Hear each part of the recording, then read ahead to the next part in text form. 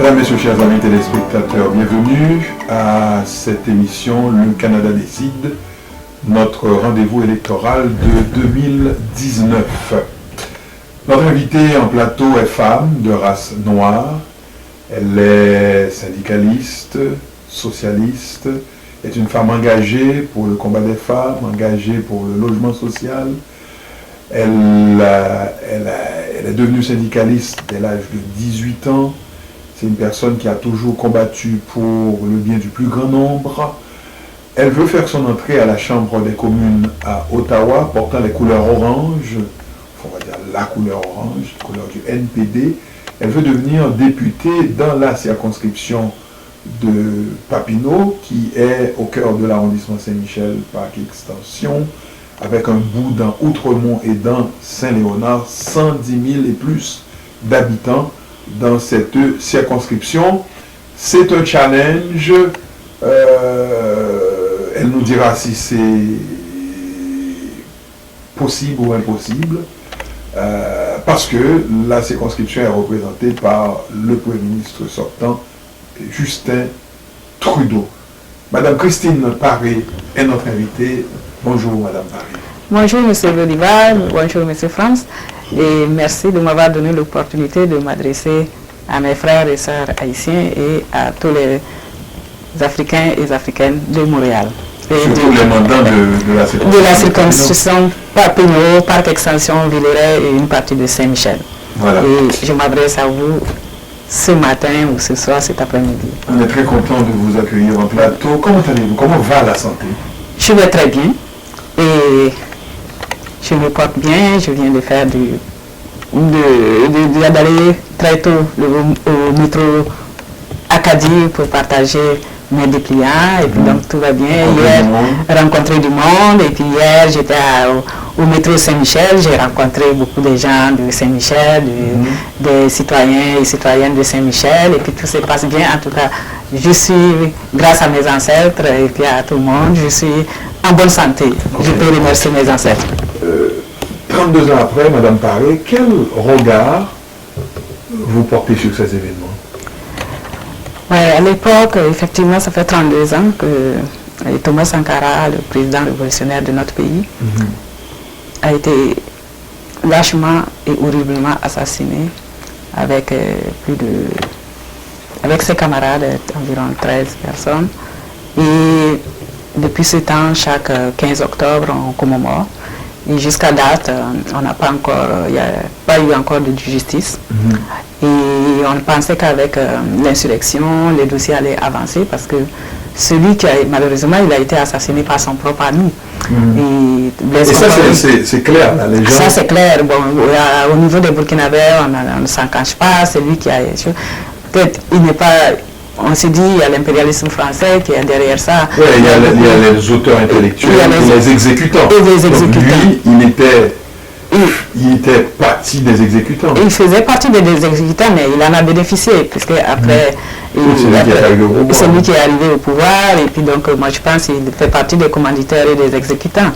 Et malheureusement, avec l'insurrection, les Français sont venus l'exfiltrer et puis l'amener en Côte d'Ivoire. Il se retrouve protégé par Ouattara. Par Ouattara, et puis qui est son complice aussi, qui l'a mis au pouvoir, et puis parce qu'il a aidé Ouattara aussi à arriver au pouvoir. C'était une sorte de retour d'ascenseur à Ouattara. C'est ça. Donc, comme vous le savez, M. Gbagbo. Oui, pour chercher M. Gbagbo, et comme vous le savez, Ouattara c'est l'homme des Français. C'est eux qui ont déclenché la guerre civile en Côte d'Ivoire en 2002. Et puis, donc, Blaise Compaoré se trouve là-bas et on n'arrive pas à mettre la main dessus pour qu'il puisse répondre de cet acte crapuleux.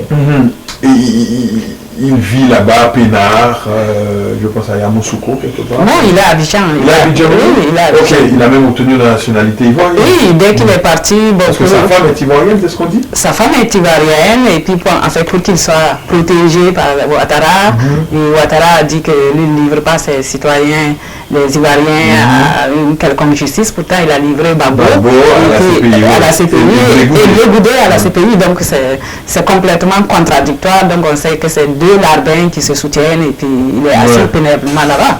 Dites-moi, Madame Paré, comment vous comprenez, quelle est votre compréhension du fait que ces acteurs, ces exécutants, les auteurs intellectuels d'un crime aussi crapuleux, on va le dire comme ça, soient toujours dans la nature, à vivre paisiblement, peinard, comme Blaise Compaoré par exemple, qui est en Côte d'Ivoire. Comment on peut... Quelle est votre compréhension de tout ça?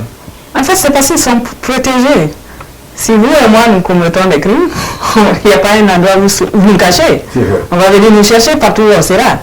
Mais si des gens crapuleux comme Blaise Compaoré, qui a les belles salles de sang, c'est pas Thomas Sankara seulement qui l'a assassiné depuis son... D'ailleurs, vous l'avez combattu. Oui, je l'ai combattu et puis c'est à cause de ça que j'ai quitté mon pays parce que il a assassiné votre collègue, le journaliste M. Zongo, qui a été horriblement assassiné et puis brûlé, qu'on n'a pas pu reconnaître même son corps, son cadavre, et puis avec 3 autres personnes innocentes qui étaient avec lui. Donc c'est un crapule ce monsieur, c'est un assassin. Mais il est protégé par ses amis français et puis toute l'oligarchie qui vit de ces crimes. Et puis c'est pas uniquement des crimes de sang, c'est des crimes économiques aussi qui font beaucoup plus de morts. Parce que quand des gens font la prédation des entreprises et puis des ressources d'un pays et qui détournent cet argent pour aller mettre ailleurs, c'est des entreprises qu'on ferme, c'est des gens, des pères de famille, des mères de famille qui sont au chômage et qui se retrouvent, qui meurent dans l'indifférence totale. Donc ces gens-là, les crimes, ils ont les mains tachées de sang.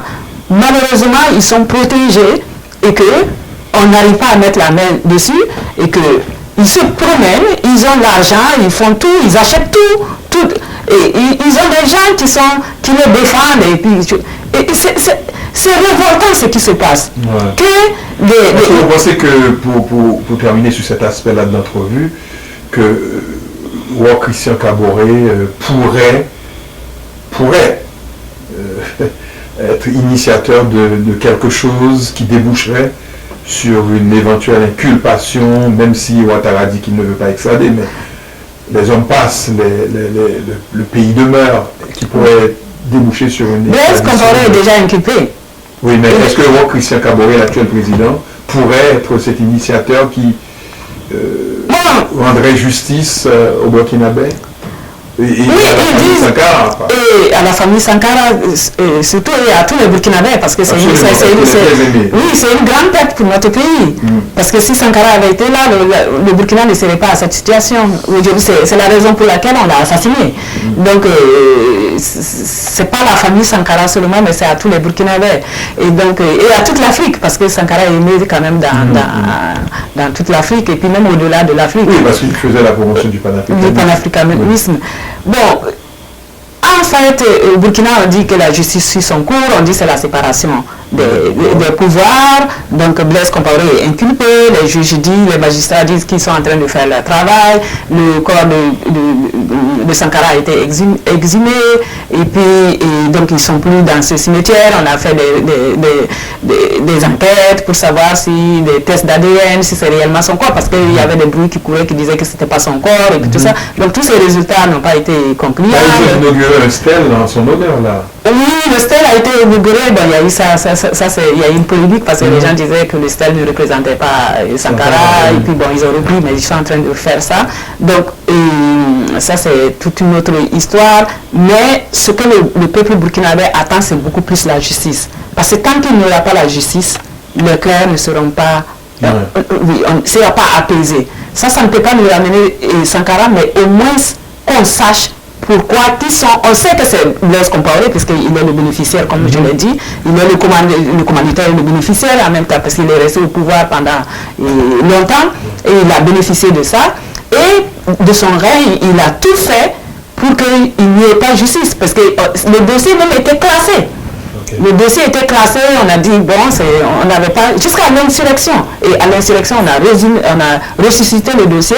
Et jusqu'à présent, nos magistrats qui sont là, qui nous font... Bon, moi, je me dis, s'ils disent qu'il y a la séparation du pouvoir, pourquoi ne pas aller avec ce dossier jusqu'au bout? Parce que l'insurrection a eu lieu en 2014. Nous sommes à... 5 ans plus tard. 5 ans plus tard, rien n'a bougé. Tous les dossiers emblématiques pour lesquels le peuple est sorti pour chasser Blaise Compaoré sont là. Alors, on verra, on espère en tout cas que justice soit rendue un jour dans ce dossier qui concerne l'Afrique en général et surtout le Burkina Faso, le pays des hommes intègres. Madame Paré, je le disais en introduction, vous êtes candidate, vous portez la couleur orange, le NPD, vous voulez voir votre entrée à la Chambre des communes. C'est un énorme challenge puisque vous affrontez Justin Trudeau. C'est un challenge, mais pas impossible, vous dites? Oui, c'est pas impossible. C'est pas impossible parce que l'écho que moi j'entends des gens, quand je suis, même ce matin, comme je vous disais, dans le métro, moi je vis avec les gens. Je connais les problèmes de ce quartier, dans Papineau, et surtout dans Parc Extension. C'est une circonscription assez pauvre. Hein? Assez pauvre. Quand on prend Parc Extension, c'est le deuxième quartier le plus pauvre du Canada. Okay. Et pourtant, nous sommes représentés à la Chambre des communes par le Premier ministre, qui n'a rien fait pour la circonscription. Que ce soit Saint-Michel, vous connaissez bien Saint-Michel, Parc Extension, c'est la pauvreté. Les gens perdent leur logement, les gens il y a ce qu'on appelle la gentrification. Il n'a rien fait pour sortir les gens de la pauvreté. Le taux de chômage est très élevé. Et c'est pour cette raison que moi je me présente en politique, je vais être la représentante des gens de Papineau parce que je vis avec eux. Je ne viens pas de Westmount comme Trudeau. Oui, mais votre parcours parle pour vous. Je le disais aussi en introduction, vous étiez syndicaliste depuis que vous ayez j'avais 18 ans. Oui. Vous êtes une féministe, une femme engagée, en plus d'être une femme de race noire. Oui. On va dire ça comme ça.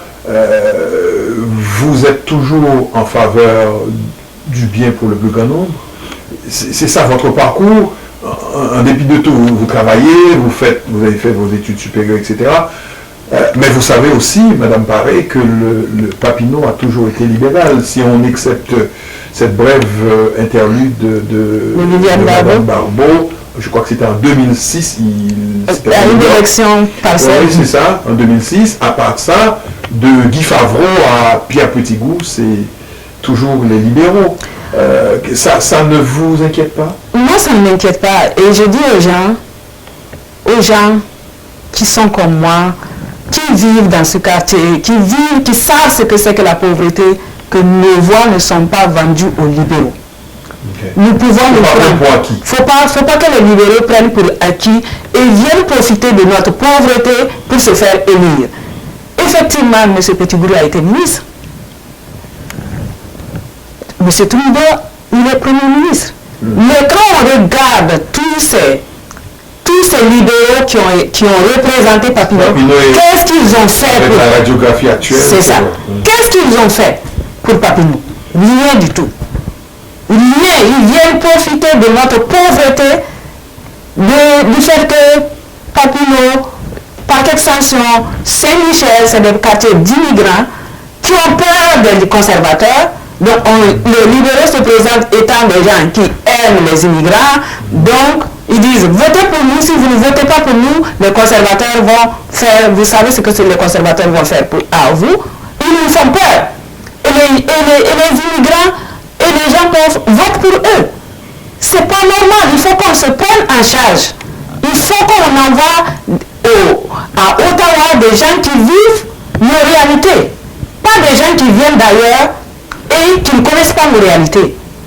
Moi, c'est pour ça que je me présente et je demande aux gens de voter pour moi parce que je vis avec eux, je connais les problèmes, je sais ce que c'est que la pauvreté. Je suis sur le terrain, je suis à l'écoute des gens. Quand je fais du porte-à-porte, ils disent, Trudeau, il vient pendant les fêtes, il fait des selfies, il fait des photos, et puis il part, et puis c'est fini. Alors, quelle est cette vision du NPD pour la jeunesse, parce qu'il y a une jeunesse aussi dans Papineau, mais quelle est cette vision que vous dites vouloir défendre dans la plateforme du NPD? Quelle est-elle cette vision pour la jeunesse? Pour la jeunesse, d'abord, quand vos parents sont pauvres, ça joue sur vous, que vous le voulez ou pas.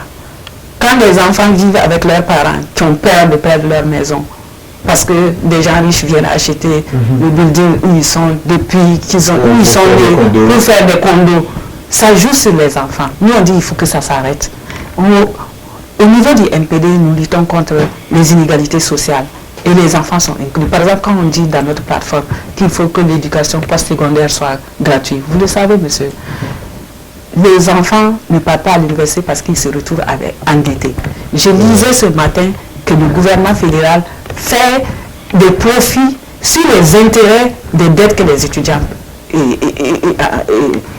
prennent pour payer leurs études. Et c'est un frein pour aller à l'université. Et comme on dit, qui ne fait pas l'école, c'est démontré, les gens peuvent se retrouver parmi les gens qui ne sont pas bien éduqués. Donc ça fait une ségrégation sociale. Donc nous, on veut que l'éducation postsecondaire soit gratuite, que les soins dentaires soient gratuits, parce que c'est pas tout le monde qui a... Excusez-moi de vous interrompre, les libéraux avaient promis, enfin, plusieurs choses, entre autres la proportionnelle, la légalisation de la marijuana. Vous verrez que la marijuana a été légalisée, mais la proportionnelle non, mais aussi l'assurance médicaments. Vous reprenez cette proposition, si d'aventure il advenait que vous soyez au gouvernement, l'assurance médicaments universelle, les avantages de ça, à votre avis, c'est quoi pour la population, pour les gens qui veulent joindre les deux bouts, justement? Oui, je vais revenir. M. Trudeau a brisé plusieurs promesses. Quand il partait en 2015, il a dit le système actuel d'élection, ce serait la dernière. Il a mis la main sur le cœur en disant ça. Il s'est engagé personnellement. Mais une fois qu'il a été élu, il a brisé ça. Ce système proportionnel-là, ça fait que si c'était mis en place, on aurait moins de cynisme en politique. Parce que des gens, que ce soit des communautés culturelles, des femmes, vont être beaucoup plus présentes. Et les gens vont savoir que leur vote compte. Maintenant, oui. Quand vous regardez notre Parlement actuel là, c'est pas beaucoup plus. Donc, quand vous dites qu'est-ce qu'on peut faire pour les gens,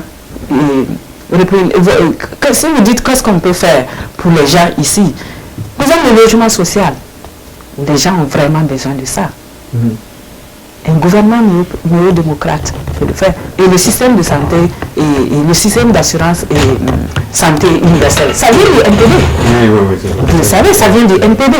Donc nous, on s'est dit, pourquoi ne pas aller jusqu'au bout? Avec une assurance médicale. Parce que quand je fais du porte-à-porte, je rentre chez des personnes âgées. Les gens dépensent énormément dans les médicaments. Et l'assurance dentaire. Il y a des gens qui ne peuvent même pas aller chez le dentiste parce que ça coûte très cher. Et même les lunettes. Donc tout ça, on veut que tout ça là soit inclus. Et c'est les gens pauvres qui peuvent en bénéficier. Parce que si quelqu'un est pauvre et puis la personne ne peut pas se soigner, comment il peut aller travailler? Vous me disiez un peu plus tôt que vous sortez beaucoup, vous faites beaucoup de porte-à-porte, vous rencontrez énormément de monde. Ce matin même, aujourd'hui avant l'entrevue, vous étiez au métro pour distribuer vos flyers, etc. Qu'est-ce que les gens vous disent? C'est quoi les principales préoccupations des gens de Papineau? Les gens de Papineau, c'est le logement social. Parce que comme je vous ai dit, il y a beaucoup de pauvreté dans ce quartier. Les gens ont peur. Mon voisin à côté, quand vous allez sortir, vous allez voir une plaque. Juste après le parc là, il y a une plaque d'une maison à vendre. Et avant que la plaque n'apparaisse, je suis partie faire du porte-à-porte. Et la personne qui est là-bas est sortie et me dit, Madame Paré, qu'est-ce que vous pouvez faire pour nous? Je sais qu'on va vendre parce que le propriétaire vient de mourir et ses enfants vont vendre mon immeuble. Et je sais qu'il y a des gens riches qui viennent pour acheter et je vais perdre ma maison. Je ne sais pas. Il avait peur. Il dit, je ne sais même pas qu'est-ce que je vais devenir. Alors que j'aime le quartier. Qu'est-ce que je peux faire? Qu'est-ce que vous pouvez faire en tant que jeune? J'étais là, j'ai dit, bon, élisez-nous.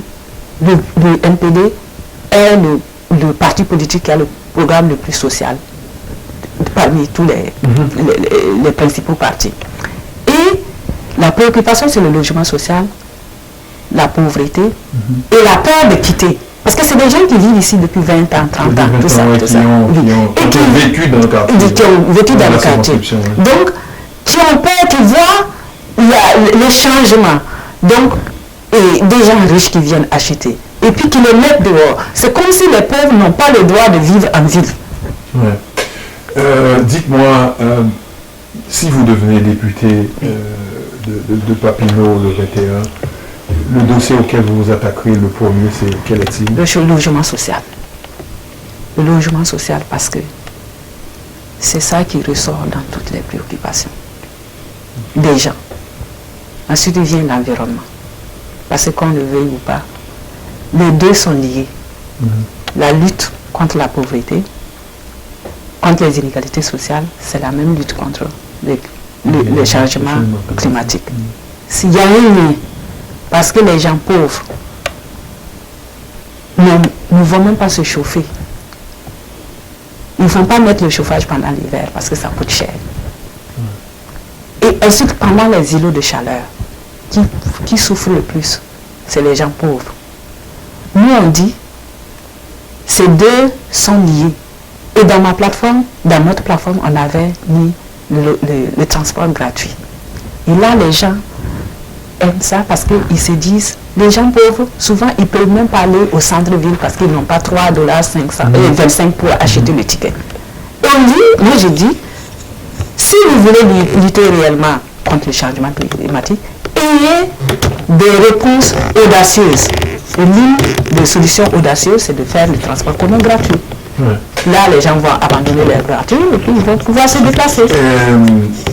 Actualité oblige, il y a eu un deuxième débat en anglais, il y a eu le débat en français. Quel regard vous portez sur la performance de M. Singh qui se retrouve avec son français s'est vraiment amélioré?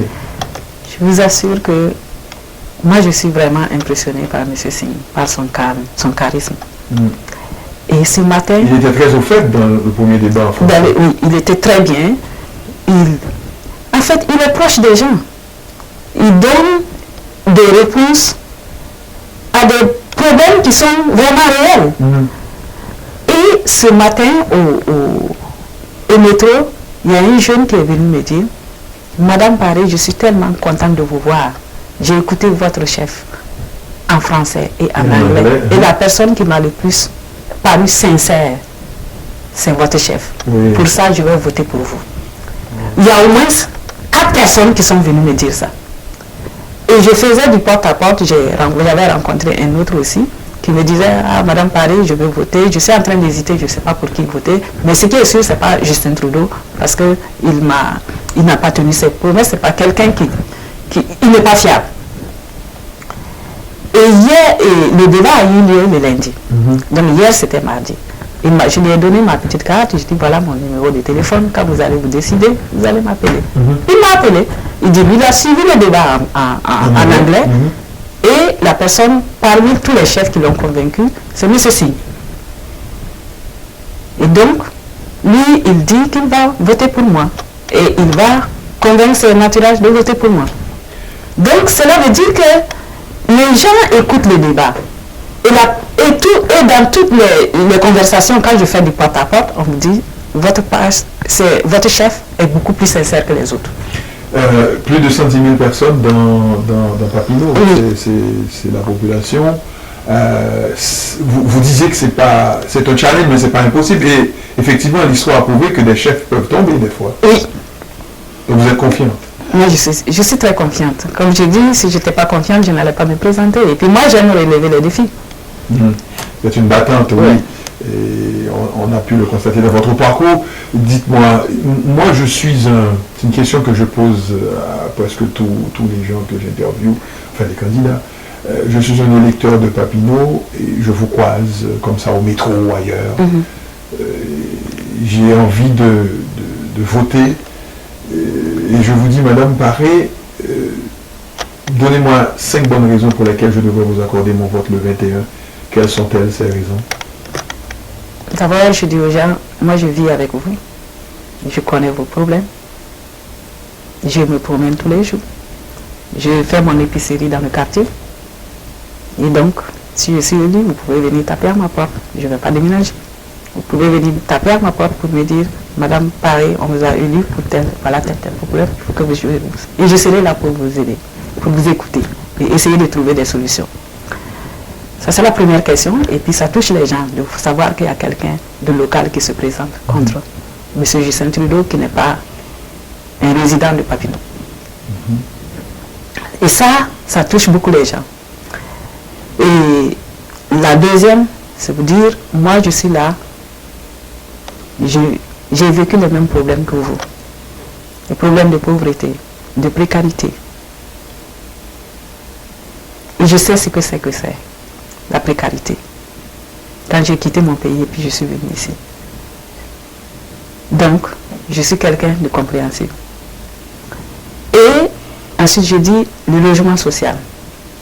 Vous pouvez être propriétaire de votre bâtiment, mais sachez qu'il y a des gens autour de vous qui vivent dans l'angoisse, qui vivent dans la pauvreté.